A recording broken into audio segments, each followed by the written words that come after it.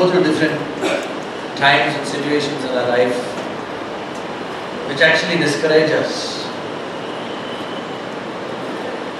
Last week, or maybe a couple of weeks, we have been seeing people who are not well in the church. Sickness brings so much of disappointment and discouragement as to, we start questioning, why is this happening? We see people turn away from the Lord and go away, and we ask, Lord, why is this happening?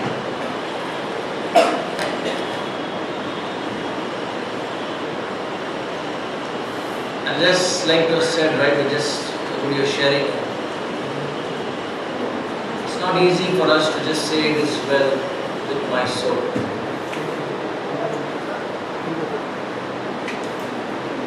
In those times when we feel low and those times when we feel discouraged, which I'm going to talk about, it is not easy for us to sing those words. You're singing these songs, and I just was writing down the main themes of the songs are probably the worship as such. And you said the songs are majoring on the aspect of grace and God's faithfulness. His grace holds us, His grace lifts us up. Jesus, I got reminded of this picture of this man all tired and not even conscious, and he's just, you see this, anybody see this picture? He's just like this, and then Jesus is catching him in his arms here and lifting him up so as to encourage him and so as to lift him up.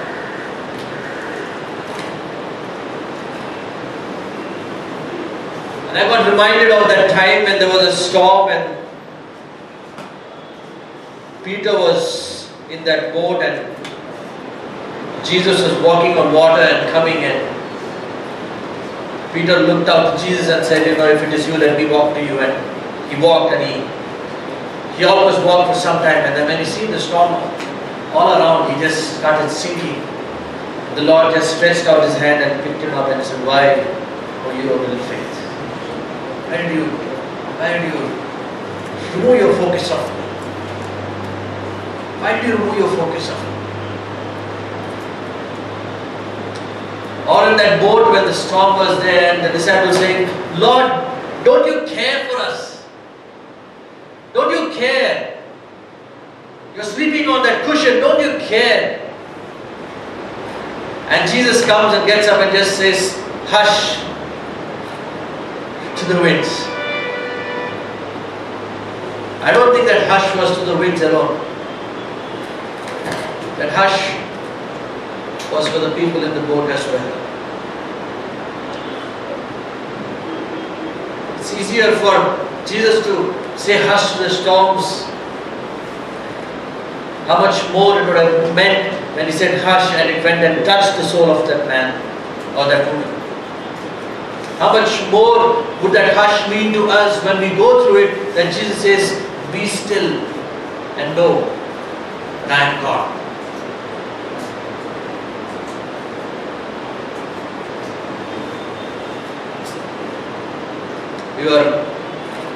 As I was preparing, God reminded me of what Anish shared last week about rebuilding the wall, and I said last Sunday as well that this is not just some word that has been shared. It is a prophetic word shared by Anish. There was a prophetic voice that was speaking to us, and that prophetic voice was saying that God was saying our walls are broken down in many places. God is showing us and telling us that our walls are broken down in many places, and it is God who wants to start the process of restoration and rebuilding of the walls. The word did not just come with telling us where we are, but also with an encouragement, saying that I am going to help you rebuild the wall. I am going to help you be restored.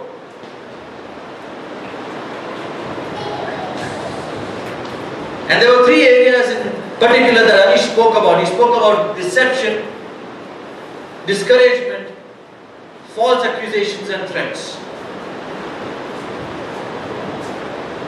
And I felt in my heart that it would be good for us to dwell on the second one, which is discouragement, a little more deeper, because we see it so very frequently, if not daily in our lives. I remember I said that when the walls were broken down, it also meant that the enemy has come in. And it is for us to take God's help and push the enemy out. And then rebuild that wall. And I felt appropriate that we should look at the aspect of discouragement.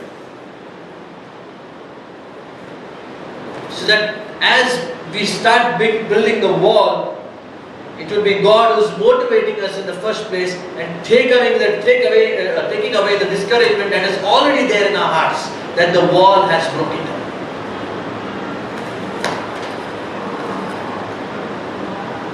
You see, when we are in office and when things don't go well, and we see a lot of struggles, or in our life when things don't go well and we see a lot of struggles, at that time we just fall flat. It's like as though we are lost, have faith, or are just lost. I don't have the strength anymore. And it's in those times when someone comes and gives us a word of encouragement, or just comes and puts his or her hand on our shoulder and says, "You look, God is with us. Let's do this together. Let God work in you. Don't worry." You know, that moment of those words that come, that moment the words come in, we start getting lifted up in our hearts so as to, yes, there's someone who's standing with me. There's someone who's supporting me. There's someone who's encouraging me. So it gives a little more strength to face the situation. Last night I had gone down for a walk, praying and asking, in an aspect of asking God, give me the word that I need to share. Speak to me. And I was often it happens that, I just go down and I start just conversing, I just start talking and saying, "God, what am I doing? What am I doing? What am I doing for you? Where am I? Is it that I am going to church? Is it all about the show must go on? What are we doing, Lord, as a church for you? Is it that we are going and we are just assembling and we are saying the show must go on? There's a performance that we have to do every Sunday. There's a set definition of activities that we have to do every Sunday. We have to come here, we have to sing some songs, we'll sit there, have some sharing, and then the word is shared and we go back and we are back to who we were. Back to doing what we do. I just, Lord, is this really all that is? The show must go on.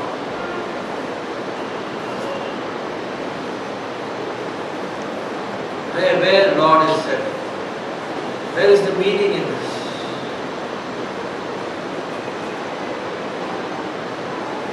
And I think, what am I doing, Lord? What am I doing? I feel so far, I feel so very far from you. I feel like I'm not hearing from you. I feel our church is not hearing from you. I feel that we are just all alone.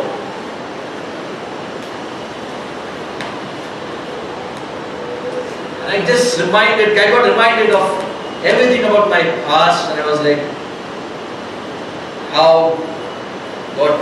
what I had done in my disobedience to God, in my rebellion to God. And I was like, Lord, I was so far.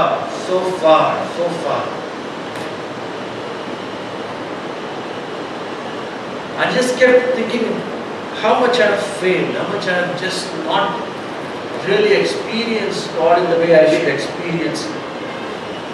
And I was starting to question myself, Lord, am I even saved? Looking at the way I live my life, am I even saved, Lord?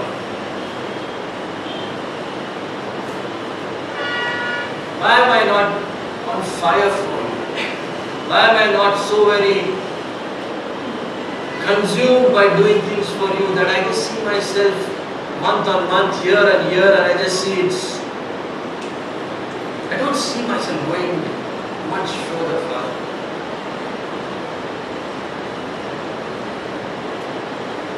And that discouragement was coming, and that I was like, Jesus, only if you just speak to me, just let me hear your audible voice telling me what to do and where I stand and just helping me to move forward.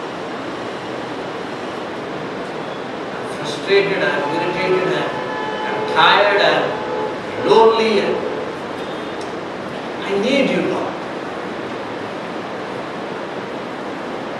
I don't want to carry on like that. I don't want to put on a show. The show need not go on.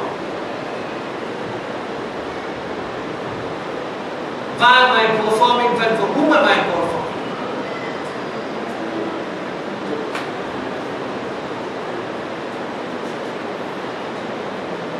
Everybody have their own share of discouragements, haven't we? And everybody have our own moments in our life, our own troubles, our own scars and struggles. That's what we are singing, right? Scars and struggles on the way. But in our hearts, we can say, never once have we ever walked alone.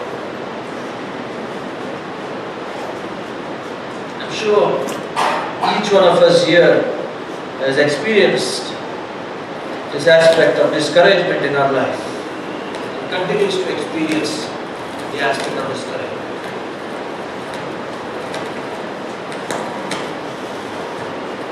And discouragement can be something that can be triggered within us or outside of us. And sometimes discouragements are good. At times we don't want to be discouraged, we don't want to be in those valleys, but we don't realize that even through those valleys, it is the time that God chooses to be revealing Himself to us so much closer that we actually become much more closer to Him than we think.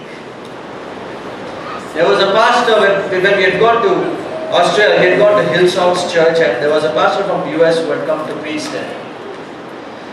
And he was saying that he had two children. Alright, and both were girls, and one was slightly older, one was quite young. And he said he loved them so much, he just loved them so much, it just was all out for them, you know. And the younger one used to have asthma, used to have a breathing problem. And it was very regular, so just one night, she again got an asthma attack, and as usual they would give the puff, but nothing seemed to be working at that time. Nothing seemed to be working. They tried the puff and they were getting worried what is really happening. And then they rushed her to the hospital, and unfortunately, a few moments after that, the girl passed away. The pastor was saying, you know, I didn't know what to think. I just felt my love, my daughter just was slipping out of my hands, and every moment, every week, every month, as I kept thinking about it and I kept remembering about it, I felt that I am here and she's there, and I am just taking a step further, she's taking a step further, and she's taking a step further, and she's taking a step further, and there's more and more and more and more and more distance between both of us. And he was like, Lord, I can't take this distance that is there between me and my daughter. And God in that moment spoke to him, you know what? You're looking at it in the wrong way. She's already with me. And you are taking steps to come closer to me.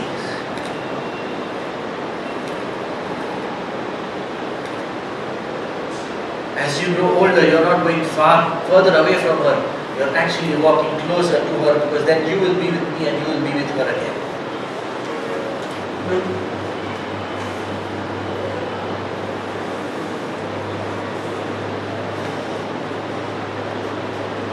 We can all choose to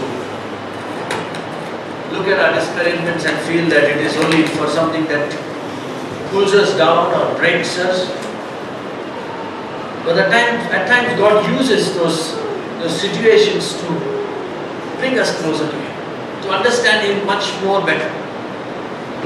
It's not easy for us to say indeed, it is well with our soul at those times.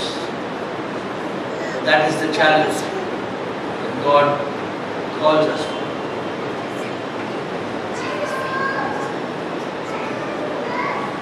In the Old Testament, when the Israelites were right there at the Red Sea, and the enemy was pursuing them,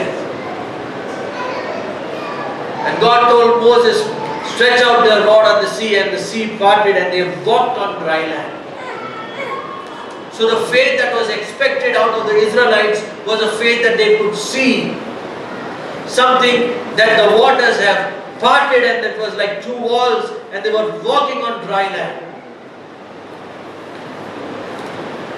And they crossed over and they seen the enemy being swept away as the walls broke down on the enemy. But in the New Testament, Jesus doesn't part the water for us. He says, walk on it.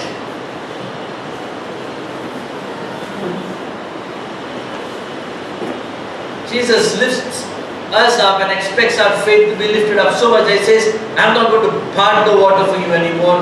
I have come and I'm even greater than Moses, and I am telling you that you don't you don't walk on part in the waters, you will walk on top of waters.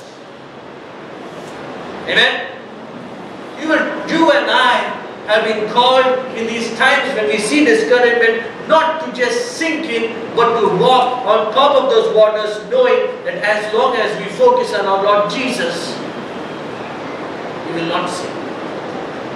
And guess what? Even if we are, His hand is right there, waiting to pull us up.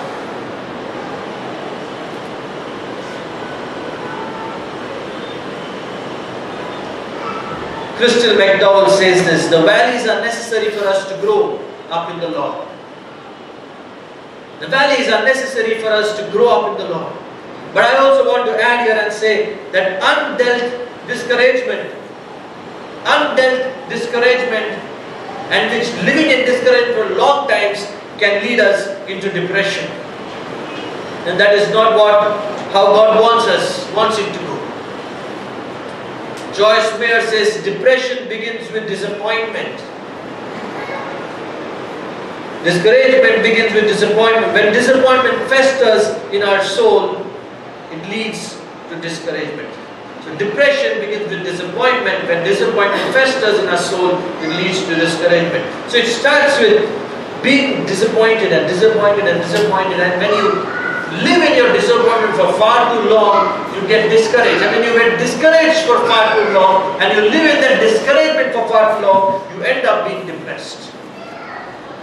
See, there are a lot of people today that we see in our world who are depressed. There are those depressions which just come and go for a short period of time. For a short period of time. And there are those discouragements which are long, and there is a medical solution towards it. There is something that people say that there is a chemical imbalance in your mind, in your brain, so that's why you get discouraged and you're always remaining in that discouragement. So they give different kind of drugs and stuff like that to try to get you out of it.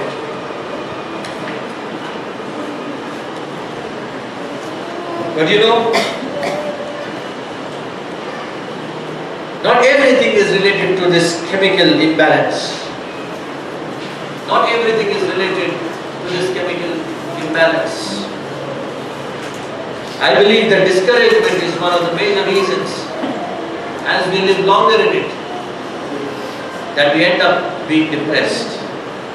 There are 4 causes that Rick Warren, the pastor of Saddleback Church, gives us. He says the number 1 cause of discouragement can be fatigue. It's just tiredness, it's just physical and emotional exhaustion. You're just exhausted, you just get tired out of that, you just get discouraged out of that. Then there's an aspect of frustration. You feel so very frustrated that as you want to do things and things are not working out, all your tasks are just piling out. It just brings you to remembrance of this, desk at the government office where the files are just piling up and you keep looking at that. It's a different way they would react, but if you were there and you just want to think about it, you think this is just going on and we are not able to complete our work.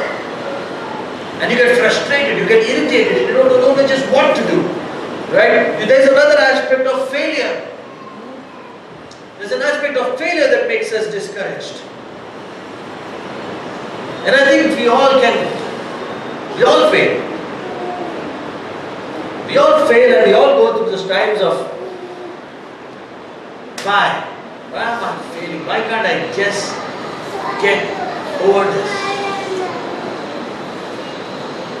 Why don't I see victory in my life? Why I just keep struggling with my sin? Why do I keep falling into temptation? When a certain task is given to me at my work, am I not able to complete it successfully? At home, I'm just given certain things to do and I'm just not able to do it. I'm not able to sit with my family for family time of prayer. I've just failed and I've failed and I've failed.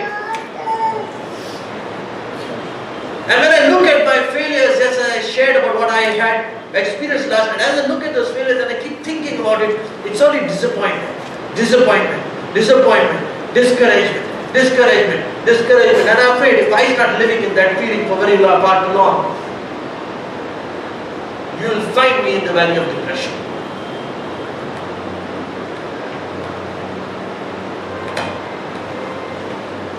Sometimes we see our failures, at times we push the failures to God and we say God has failed us, He's not doing things for us.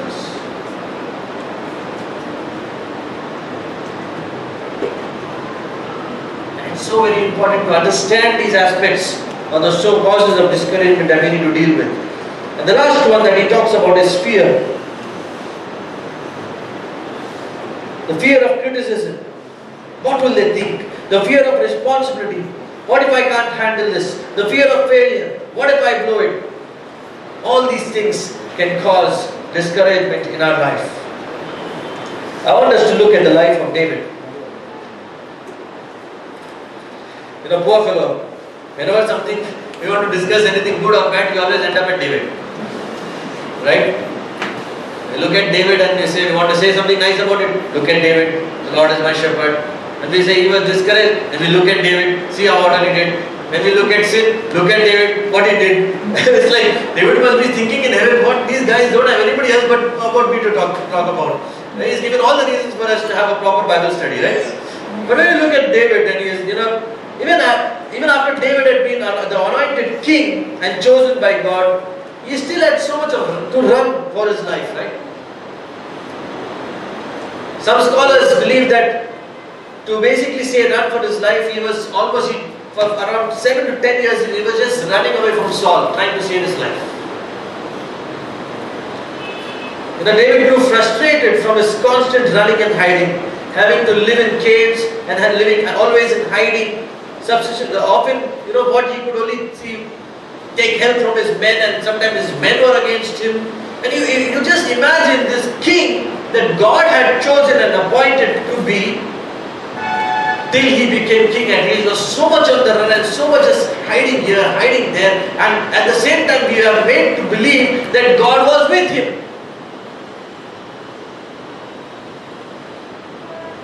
And we think if God is with him and has chosen him, why is he making him hide here and hide there and go through all these troubles?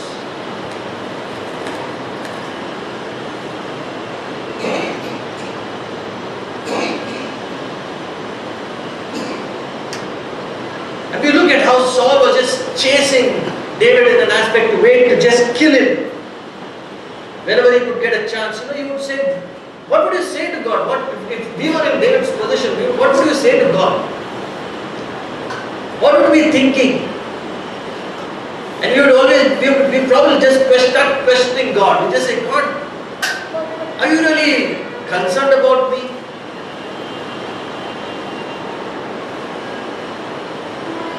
Saul had a desire to kill David even before he was chosen to be God by king. 1 Samuel 19:10. Saul was so angry that even he threw a spear at his own son Jonathan because of David. 1 Samuel 20:33. David was innocent, but Saul kept relentlessly pursuing, trying to put him to death. We often read the Psalms and we see David always crying out in his Psalms. Psalms 142 verse 1 and 2 says, with my voice I cry out to you, Lord. With my voice I plead for mercy to the Lord. I pour out my complaint before Him. I tell Him my trouble before Him. But in nearly every Psalm where David pours out his heart during his pain, grief, trials and struggles, he still concludes the Psalm with praising God and giving Him glory. He still concludes with the Psalm with praising God and giving Him glory. Allow me please to read few Psalms of David, that we understand the heart of when discouragement touched him. What was his expression? I am sure that all of us will find ourselves in that same place. Psalm 30. Can you open your Bibles please? Psalm 30.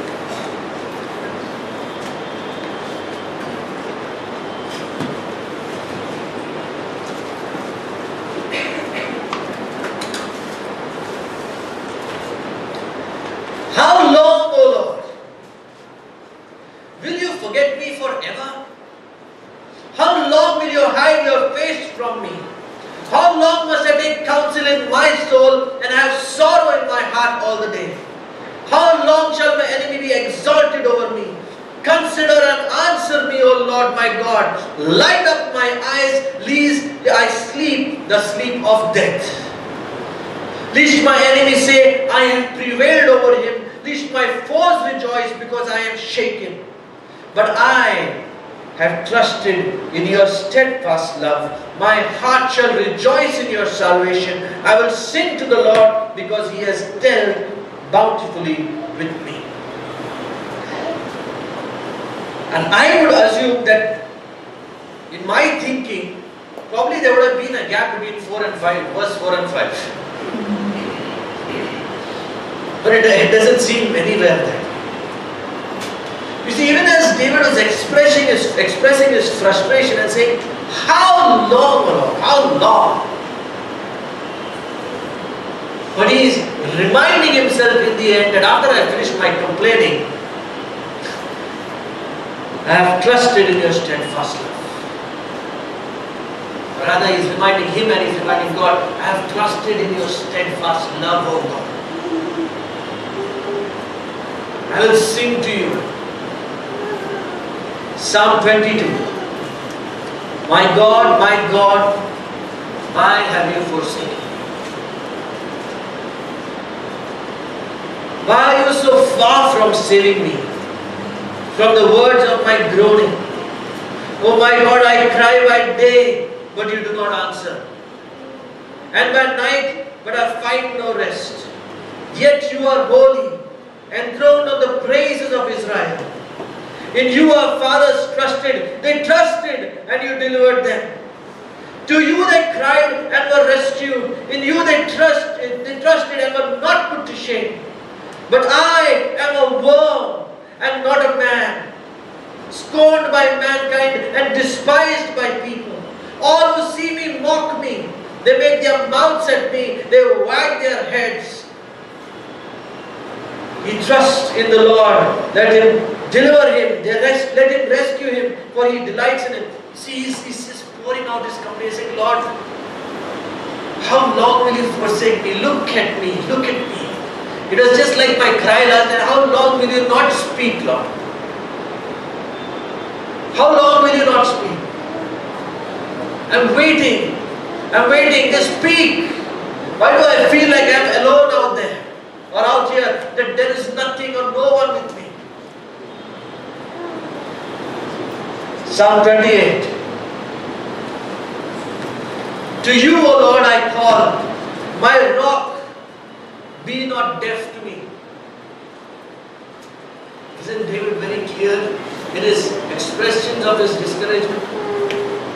He's saying, why are you deaf to me, Father? Least if you be silent to me, I will become like those who go down to the pit.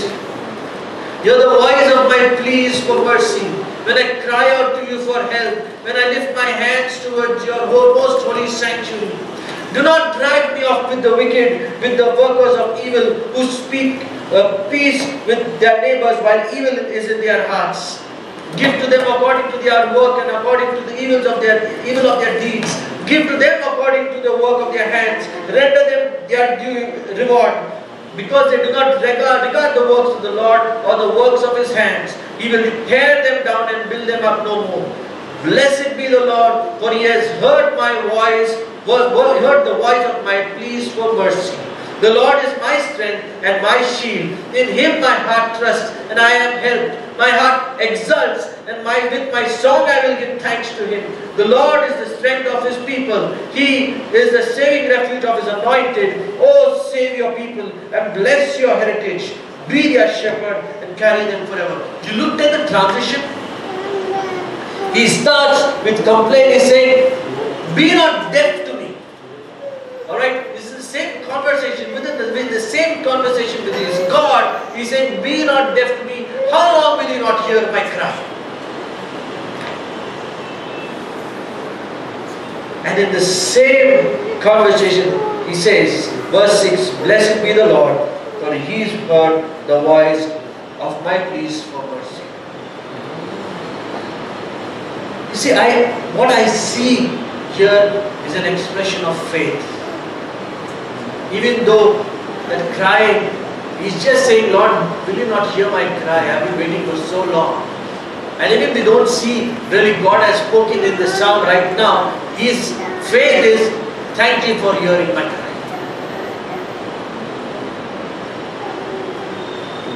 It's like what Harika came and shared, right?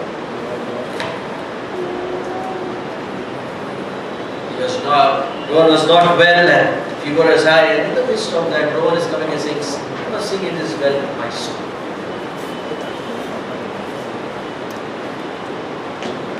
Small child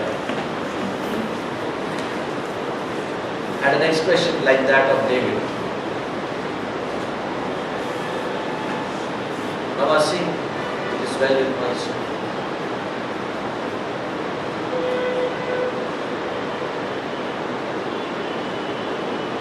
When you look at David's life, when you look at all this, I thank God for David, I thank God for the Psalms, because it shows us that we have a right to go before God and express our state. God doesn't say, even though you are feeling discouraged, don't come and complain to me, just be joyful all the time. Rather, God is expecting us to be truthful in our state of affairs with Him. Come as you are, come and express what you are feeling. I'm your Father, right? Tell me what you are feeling.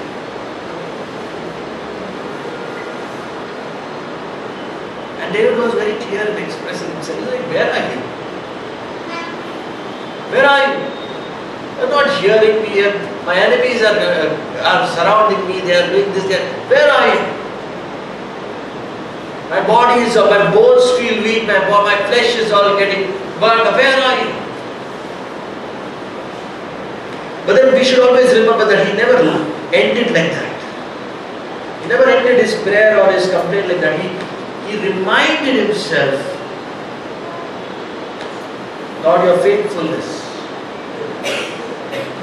As you have always been faithful to everyone from generation to, why will you not be faithful to me? You are a faithful God.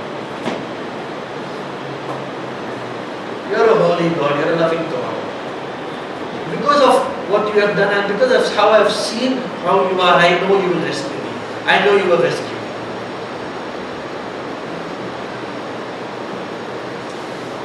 So then what is the cure for us? What does it mean to to us, how do we react in times of discouragement? Psalms 40. Can someone read out Psalms 40, please? Verse 1 to 4.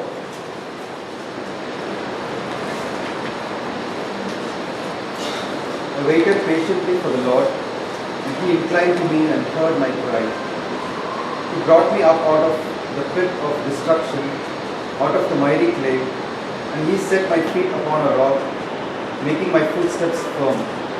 He put a new song in my mouth, a song of praise to our God. Many will see and fear and will trust in the Lord. How blessed is the man who has made the Lord his trust, and has not turned to the proud, nor to those who lapse into falsehood. I waited patiently for the Lord. He inclined to me and heard my cry. It's such a wonderful expression that of God, right? He's saying that I waited. In my discouragement, my times of trouble, I just waited patiently. I waited patiently for the Lord. And you see the response that it says, He inclined to me. It's almost like He bent over to me and He heard my cry.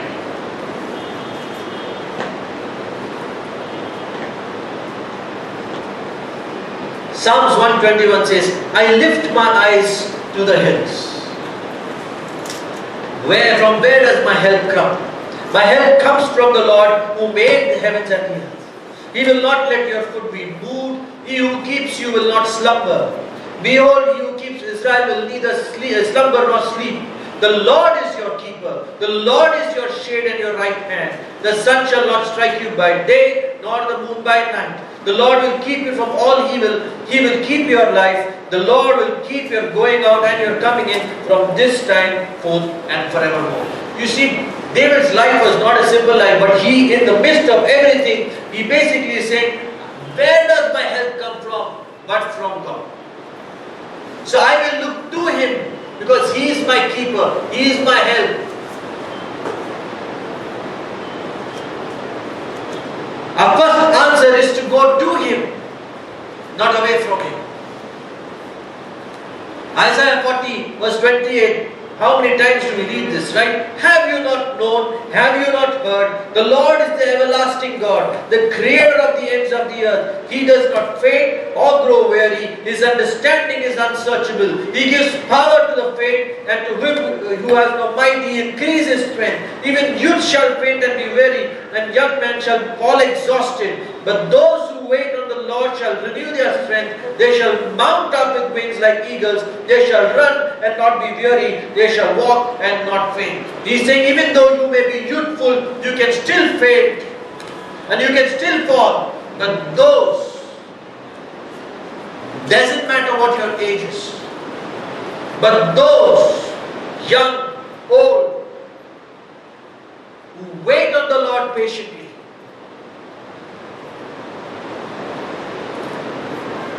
will mount up wings like eagles.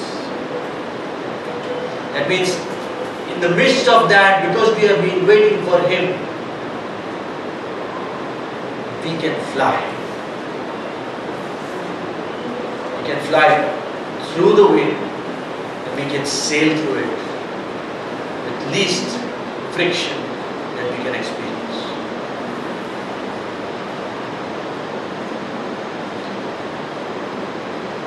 There's one thing that David always did. He frequently inquired of the Lord. When you look at these verses, 1 Samuel 23 verse 2, it says, therefore David inquired of the Lord. Then again verse 4, it says, David inquired of the Lord again. 1 Samuel 30 verse 8, David inquired of the Lord. 2 Samuel 2:1, David inquired of the Lord. 2 Samuel 5:19, David inquired of the Lord. Verse 23, David inquired of the Lord. There's so much of inquired of the Lord, and means he knew that when he is in trouble, the only thing that he can actually do is go and inquire of the Lord. And what was the response? No, go back. What was the response? The response said, therefore David inquired, shall I go and attend the Philistine? And the Lord said to David. David inquired of the Lord again, and the Lord answered him. David inquired of the Lord, and he answered him. David inquired of the Lord, and the Lord said to him.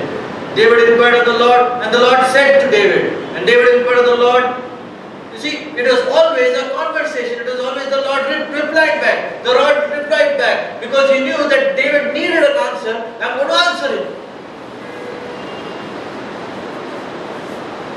So one thing that we can learn from David, as he went through all those discouragements, all those troubled times, he always went straight to the Lord. Lord, let me ask you, what should I do? There's another thing that David also did. It says in 1 Samuel 30 verse 1, David strengthened himself in the Lord, his God. When everybody around you seem to desert you or to leave you or attack you and there is no one else to strengthen you or encourage you, David strengthened himself in the Lord. Everybody, his wives are taken away.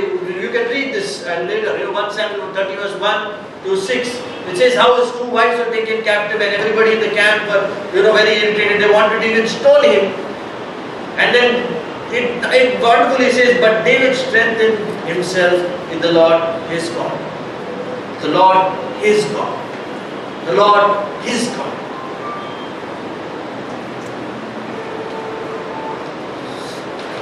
And I want us to ask ourselves this question. How many times do we inquire of the Lord? And when there is no one there to encourage us, how many times do we strengthen ourselves in the Lord? Our God. The Lord, my God.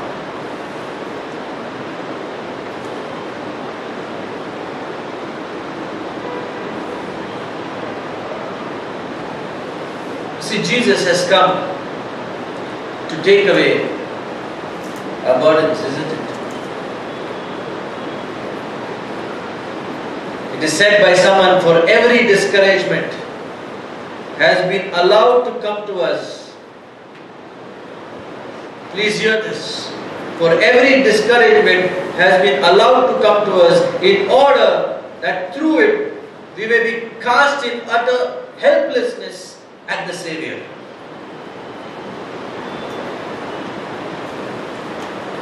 John is saying that every discouragement comes with an expectation that in that helpless state of yours, the only option left to you is to fall upon your Savior.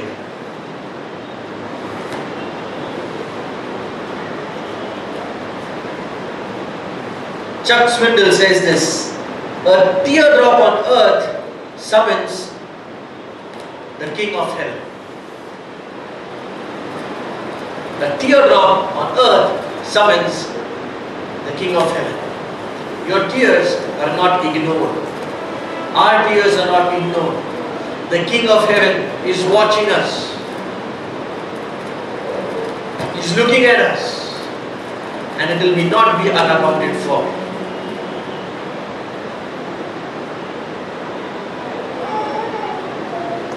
Matthew chapter 11 verse 28 says, come to me, all who labor and are heavy laden, and I will give you rest. Take my yoke upon you and learn from me, for I am gentle and lowly in heart, and you will find rest for your souls. For my yoke is easy and my burden is light. Billy Graham says, the Christian life is not a constant high. I have my moments of deep discouragement. Now this is a man of God who is a powerful evangelist. This is what he's saying. The Christian life is not a constant high. I have my moments of deep discouragement. I have to go to God in prayer with tears in my eyes and say, oh God, forgive me or help me.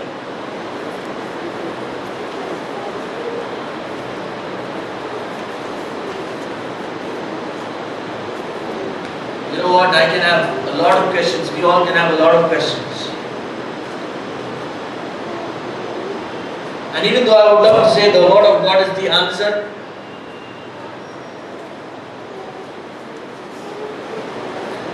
I don't agree that the Word of God is the answer. You know why? Because the Word of God directs us to the answer. And that answer is Jesus Christ, who is the incarnate Word of God. The Word of God, the Bible leads us to Him and says He is able to solve your problems. He is able to answer you. Have you not sung that song today? What a friend we have in Jesus. All our sins and griefs to bear. What a privilege to carry God to Him in prayer. Right? There is nothing else we need to do. There is nothing else that we can do. There is no other answer. There is no one else who can save. There is no one else who can rescue. There is no one else who can forgive. There is no one else who can heal. There is no one else who can strengthen. There is no one else who can give you peace that surpasses all understanding. There is no one else who can build up your faith. There is no one else who can give you life. There is no one else who can rescue you from the snares of death. Because He alone holds the keys. There is no one else. I was just thinking about Judas Iscariot, and I was thinking about even for him to get up off that table at the supper, Jesus had to tell him, go do what you are wanting to do. He couldn't do it. He would not be able to do it. It was impossible for him to even proceed. He had to sit there, first get the Lord's permission and then move. And when Jesus gave him that permission, He actually gave permission for everybody to do whatever they had to do with Him, including nailing Him on the cross. That one go to Judas meant Jesus is on the cross. And everybody else, whatever permission they required to do with Jesus, they got that permission with that one go to Judas.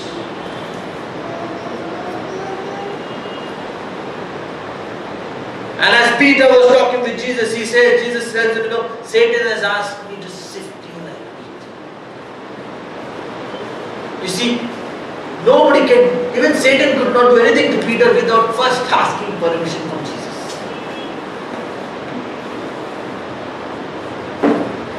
Jesus says, I am praying for you. What a friend we have, Jesus. Who is interceding for us, who is praying for us, who is helping us, who is lifting us. There is no one else we can go.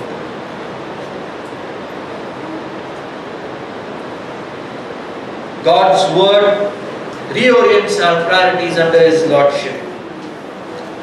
There's another thing that we can do in our discouragements is we can reprioritize our stuff, and to understand what needs to be reprioritized, we have to go to God's word. Wherever we turn to God's word, it confronts us. Our priorities are all good priorities. He says we are all prone to let the things of the world crowd the things of God out of the first place in our lives. The word keeps calling us back to the basic priority: seek first His kingdom and His righteousness.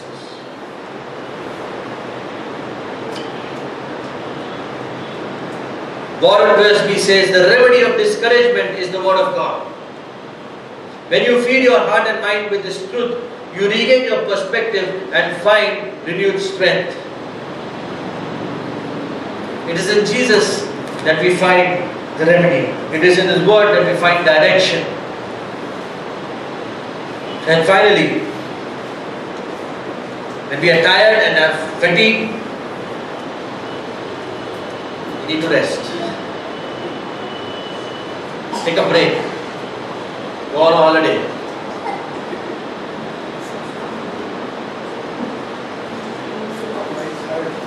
Right?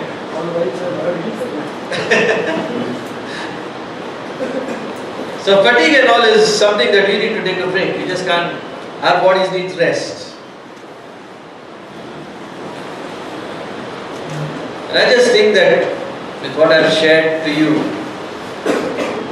So much for us to just know that for all our discouragement, for all our struggles, for whatever we go through, there's only one answer. I don't think there is any other answer in this world or outside of this world. That answer is Jesus. That answer is Jesus. We may feel low, we may feel tired, we may feel all those things, which is a very justified feeling. You don't have to condemn yourself for those feelings. But rather express those feelings to God just as it is. Just as it is.